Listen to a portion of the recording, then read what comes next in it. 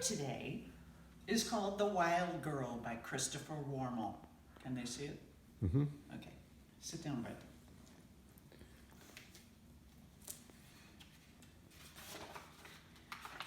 And here's some mountains.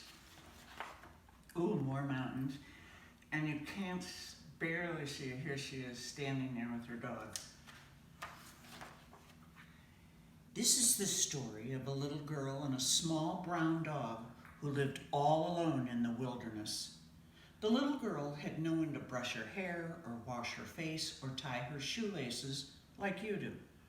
So her hair was a terrible mess and her face quite grubby. She had no shoelaces to tie because she had no shoes. But her feet had tough soles that were quite used to stepping on sharp stones, so she didn't need them. The small brown dog had fleas, and I expect the little girl did too. The little girl never went to school because, of course, there were no schools in the wilderness. She had to learn things for herself. The small brown dog learned too. There were no stores, so they couldn't buy food. They had to hunt for it. Sometimes they caught trout and cooked them over a little fire of twigs. Sometimes they gathered berries and roots. They even ate insects. They lived in a cave high up on the side of a mountain. From there, they could see out and see far, far, far away, almost to the edge of the world, and in all the wild wilderness, the little girl never once saw the smoke of another fire curling up into the sky. You had enough, huh? Sometimes she called out, but never heard a reply save for the echo of her own voice calling back from the far mountaintops. When the small brown dog barked, he was puzzled. There seemed to be lots of other dogs all around the mountains, but he could never see any of them. On warm summer nights, the little girl and the small brown dog slept out under the stars. Then, in the autumn, they gathered dry sticks and made a big nest at the back of the cave. It was cozy and snug, and mostly it was warm. But in the coldest weather, they often kept a fire burning through the night. One winter day, the little girl and the small brown dog were collecting firewood when they came upon tracks in the snow. Big tracks, bare tracks. Tracks heading toward the cave. They followed the tracks, and when they reached the cave, the small brown dog began to growl. But the bear had gone. Inside, they found a stick nest which was squashed flat. The small brown dog began to growl again. He could smell bear. They were certain the bear would come back, and it did. That night, there was a blizzard. The wind howled and the snow began to pile up in drifts outside the cave. And as the little girl and the small brown dog watched the storm, they saw a great, dark shape coming up the mountainside.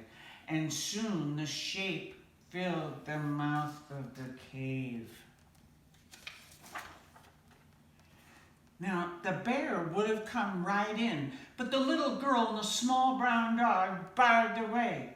This was their cave, and no one could take it from them, not even a big bad bear. They would fight for it.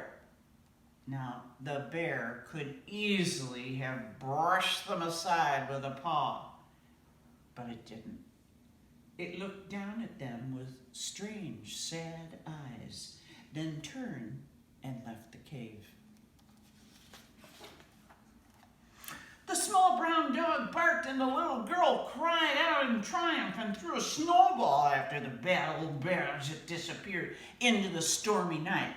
And then they heard a sound from the cave behind them, and creeping out From the darkest corner behind the squashed nest came a tiny bear cub. The little girl realized that the bear was not a bad bear after all, just a mother bear looking for her cub. She dropped her spear and ran out into the blizzard, calling after the mother bear. But she was gone, and the falling snow had covered her tracks. After a while, it stopped snowing. The wind broke up the clouds, and the moon shone down on the wide, lonely wilderness. There was no sign of the mother bear. The little girl turned and trudged back up to the cave. The snow had drifted deep, too deep for short legs, and she carried the small brown dog under one arm and the tiny cub under the other.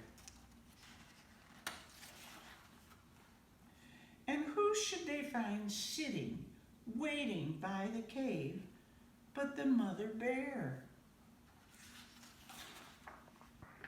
That winter, the cave high up on the mountainside was the snuggest, warmest place in all the wide wilderness.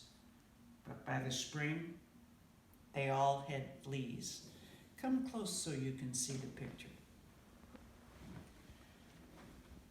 They all look the same color. Here's the baby bear, here's the dog, and here's the little wild girl.